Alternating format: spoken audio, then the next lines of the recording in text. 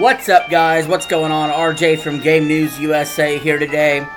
And today I have a video that might be kind of heavy for y'all. So this isn't my usual cup of tea, so if this is a little too spicy for you, I have other stuff on the channel. Please check it out and hit the subscribe button. First, let me get a disclaimer out of the way. If it were Biden that were getting shot at, I would be making the exact same video. So have no worries, this is not a political channel, despite the fact that I wear an American flag as a mask on my face. This is not a political channel. So, as many of you may have heard, there was an attempted assassination attempt on Trump. It grazed his ear, and he was able to successfully walk away without any serious injuries.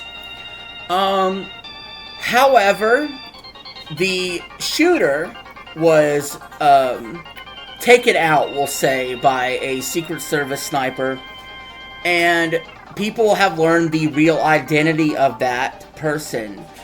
I will not talk about that because I don't want to give the guy any kind of attention for what he did.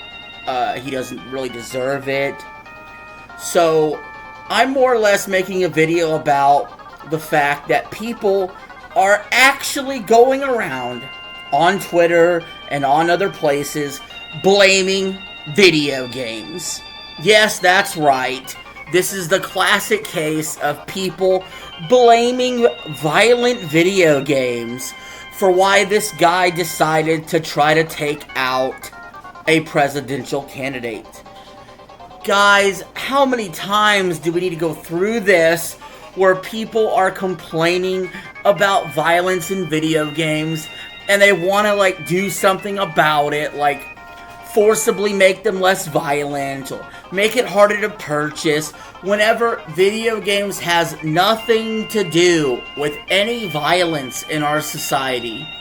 Look, the same people that complain about video games being violent is turning our society into a bunch of degenerates are the same people that don't give video games credit for increased hand-eye coordination or attention spans increasing. They literally do not give video games any credit for creativity and art or the ability to make friends in a social setting. They immediately go to, it's bad for you to play violent video games. I don't know why this take still exists.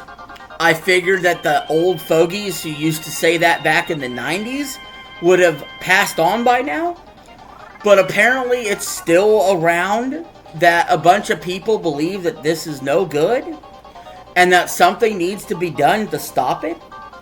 And I could tell you, first and foremost, you can mess with a lot of men with their stuff, right? You can mess with a lot of people and what they like.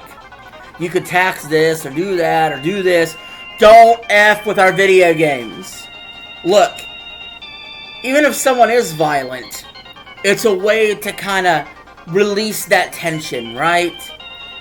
But at the end of the day, video games is not why somebody does something in the real world.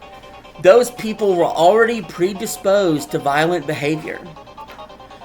Other people will blame TV shows or this, that, or the other. At the end of the day, accountability is with the individual. Alright?